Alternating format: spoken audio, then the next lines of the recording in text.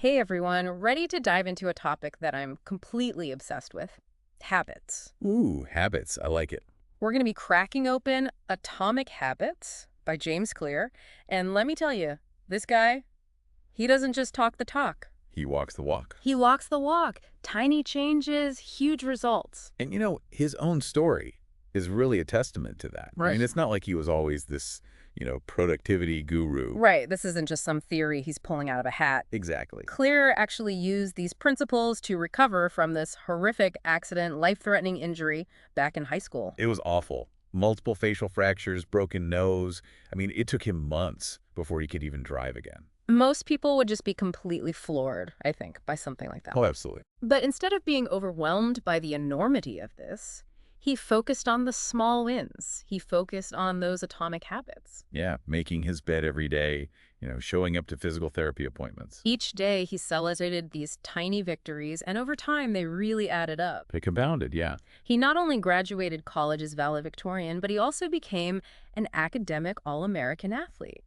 It's like that saying, the journey of 1,000 miles begins with a single step. Absolutely. But in this case, it's like thousands of tiny steps that lead to remarkable results. Yeah, and it highlights this idea that these small, seemingly insignificant choices that we make each day, they create this ripple effect. And over the long term, it's huge. Okay, so we keep saying atomic habits, but before we get ahead of ourselves, Yeah. let's break it down. What exactly is a habit? So at its core, a habit is basically a behavior that's become automatic through repetition. Like it's our brain's way of streamlining things. Okay. So we don't have to make a conscious decision every single time. So it's almost like putting your brain on autopilot for certain actions. Exactly. That's a great way to put it. Yeah. And Clear explains this whole process through what he calls the habit loop. Okay. And it's this four-step process that our brains go through for every single habit. A four-step process. Okay, let's hear it. I'm intrigued. All right. So it starts with a cue. Okay. And this is basically the trigger, the thing that sets the whole cycle in motion. It could be a time of day, a certain location, a particular emotion, anything that your brain associates with that habit. Okay. So like the smell of coffee in the morning. Yes. That's a cue for a lot of people to, start their coffee routine. Exactly. That smell is the trigger. Then comes the craving. Hmm. And that's like the motivational force behind the habit. It's that desire for the reward or that feeling that the habit will bring. So in the coffee example, the craving would be that desire for that caffeine hit. Yes. That feeling of alertness that your brain associates with that first cup. Precisely. Then comes the response, which is the actual habit itself. So you get up, you make the coffee, and finally the reward. That satisfying feeling of accomplishment or that positive feeling you get from completing the habit loop. That taste of that first sip, the feeling of being more awake, it all ties together. This is making sense, but how does this apply to bigger habits? Ones that aren't as automatic as grabbing a cup of coffee. That's the beauty of this framework. Oh, It doesn't matter if it's brushing your teeth or training for a marathon, the habit loop, it still applies. interesting. So once we understand this loop, we can actually start to identify these different stages in our own lives and maybe even, I don't know, like hack the system a little bit. Yes, exactly. And this is where things get really, really interesting because Clear actually argues that focusing on goals can sometimes be counterproductive. Whoa, wait a minute, hold on. That's kind of a radical idea, isn't it? Yeah. We're always told to set goals. What's the issue here? So goals are great. Don't get me wrong. They're great for setting a direction. Yeah. But the problem is that a lot of us, we fall into this trap of thinking, once I achieve this goal, then I'll be happy. Yeah, I can see that. Right. It's like we're constantly postponing our own happiness. Exactly. And what's more, that whole mindset often leads to this all or nothing mentality. Mm-hmm. Either you achieve the goal and you're a success, or you don't and you're a failure. There's no middle ground. Right. No room for growth or learning from any setbacks. So if we shouldn't be solely fixated on these goals, what should we be focusing on when it comes to building better habits? So if we shouldn't be so fixated on goals, what should we be focusing on when it comes to building these better habits? So Claire suggests focusing on our identity instead. Okay. It's about shifting from what do I want to achieve Yeah. to who do I want to become. Okay, I'm intrigued. Tell me a little more about this identity-based approach. Yeah, so it's about aligning our habits with the type of person we want to be. So instead of saying I want to lose weight, you would ask yourself, what would a healthy person do? So it's about embodying the habits and behaviors of that ideal self. that person you're aspiring to be. Exactly. It's about making choices that kind of reinforce that desired identity. So if you want to be a writer, you act like a writer. You write every day, even if it's just for a few minutes. It's not about the outcome so much as the process, Yeah, the daily actions that shape who you're becoming. precisely. And this is where Clear's 4 laws of behavior change come in. Okay. These laws basically provide a really practical framework for building habits that actually stick. Okay, I love a good framework. Let's break down these 4 laws. All right. So the first law is to make it obvious. Okay. And this is all about designing your environment in a way that makes your desired habits more visible and more tempting. Okay. So, for example, if you want to eat healthier, keep a bowl of fruit on the counter instead of hiding it away in the fridge. Out of sight, out of mind, right. Exactly. It's about making those good choices the easy choices. Exactly. The second law is to make it attractive. Okay. We're way more likely to stick to habits that we actually enjoy doing. That makes sense. Nobody wants to do something they dread. How do we make those healthy habits more appealing? One really effective strategy is what Clear calls habit stacking. Okay. And it's basically about linking a new habit to an existing one. Give us an example. Sure. Let's say you want to start meditating, Yeah. but you can never seem to find the time. Mm. You could stack that meditation habit onto an existing habit, like brushing your teeth. So you tell yourself, after I brush my teeth, I'll meditate for 1 minute. I love that. It's like you're sneaking in those good habits without having to overhaul your entire routine. Exactly. Now, the third law is to make it easy. Okay. The goal here is to reduce friction as much as possible, to make it as effortless as possible to do the habit. Because, let's be real, as humans, I think we're hardwired to choose the path of least resistance. Exactly. This is where Clear's 2-minute rule comes in. It's about breaking down habits into their absolute simplest form, something that you can do in 2 minutes or less. 2 minutes? That doesn't even sound that intimidating. So instead of saying, I'm going to clean the whole house, it's, I'm going to put away 5 things. Exactly. Or instead of, I'm going to write a chapter, it's, I'm going to write 1 paragraph. The idea is to just start, to build that momentum. Because often the hardest part is just getting started, right? Once you take that first step, then it's easier to keep going. Precisely. Okay. And that brings us to the 4th law. Make it satisfying. Okay. We're more likely to repeat habits that bring us some sort of pleasure, some sense of accomplishment. Okay, that makes sense. But you know, some habits, even if they are good for us, they aren't exactly bursting with that immediate gratification. True. So what do we do then? That's why it's important to find ways to reward ourselves along the way. One strategy that Clear suggests is using a habit tracker. Ah, yes. The power of visual progress. I'm a big fan of checking things off a list. Right. It's surprisingly motivating. Yeah. And every time you mark off that habit, you're basically reinforcing that behavior, making it more likely that you'll stick with it. Yeah, it's like giving yourself a little pat on the back for a job well done. Exactly. Now, here's where things get even more interesting. Clear also argues that our social environment plays a huge role in shaping our habits. That makes total sense. We're social creatures. We're influenced by the people around us. So how do we harness that social influence to our advantage? So Clear talks about 3 groups that we tend to imitate: the close, the many, and the powerful. Okay, break it down for us. Who are these groups? So the close group refers to our inner circle, Yeah. our family, friends, the people that we spend the most time with. Right. We naturally pick up their habits and behaviors. So if you're surrounded by people who prioritize healthy habits, you're more likely to adopt those habits yourself. Exactly. Then there's the many. This is our tribe, our community, our culture. We have this innate desire to fit in and conform to the norms of that group. So like those fashion trends that just seem to spread like wildfire? Exactly. We see everyone else doing it, so we're more likely to do it too.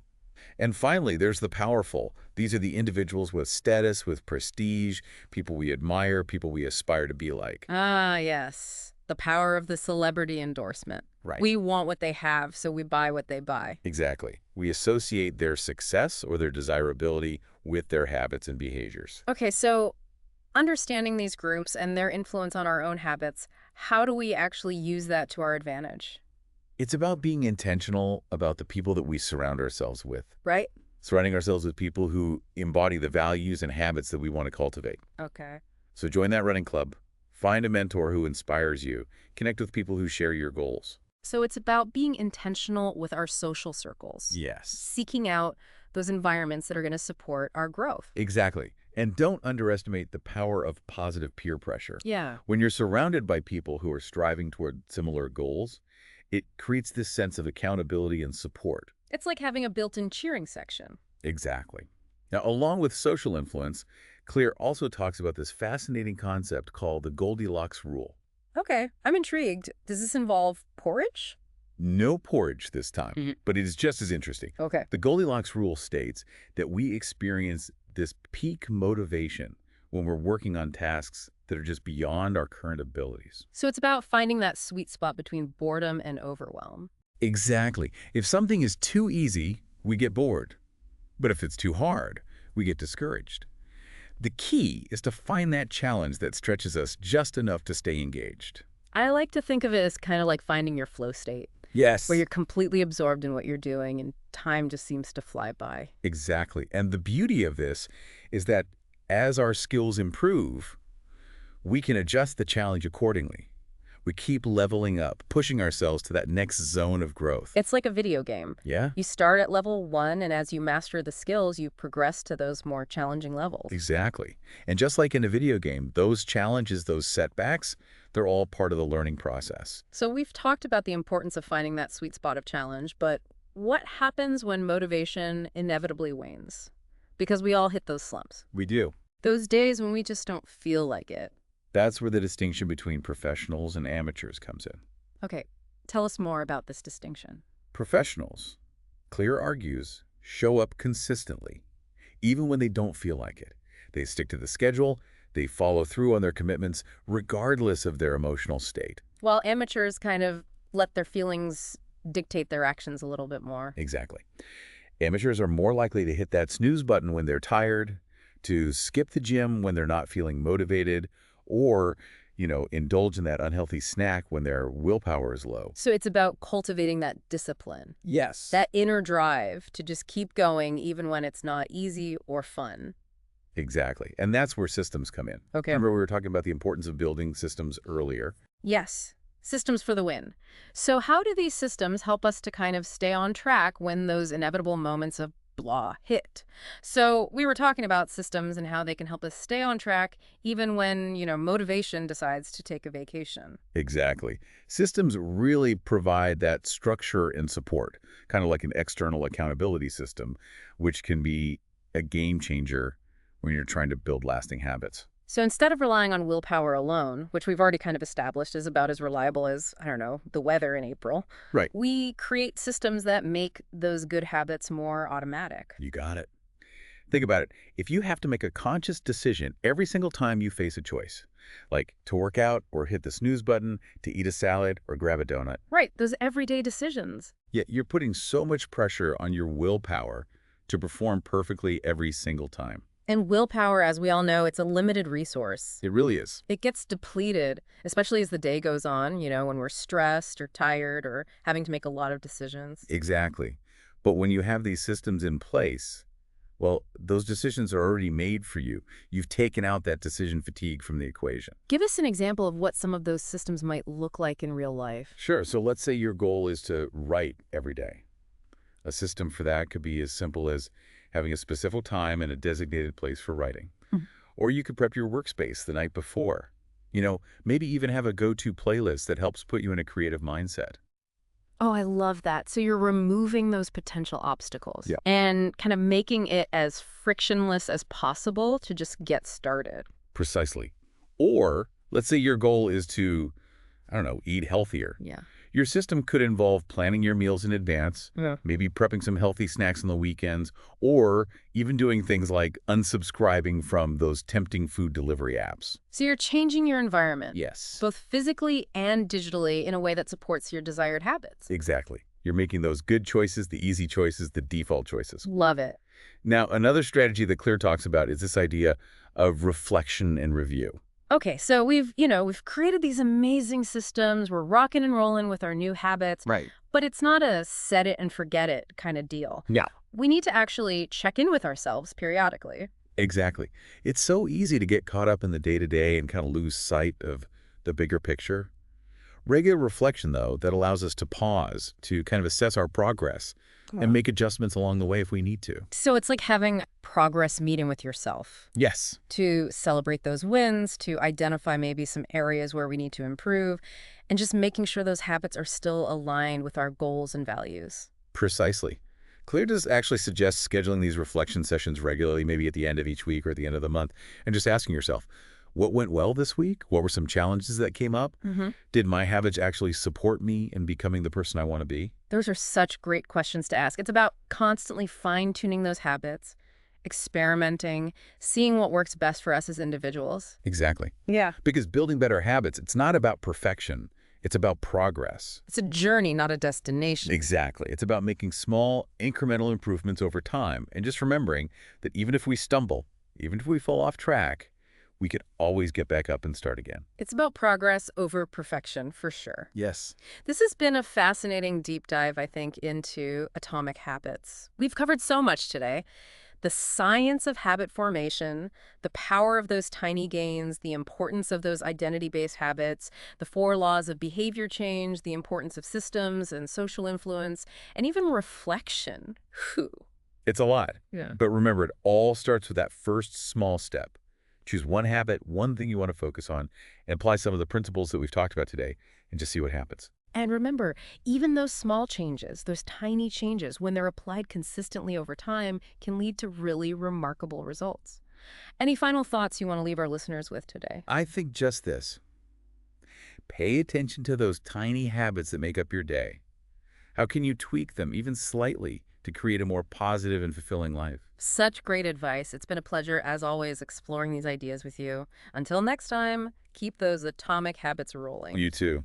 The pleasure was all mine.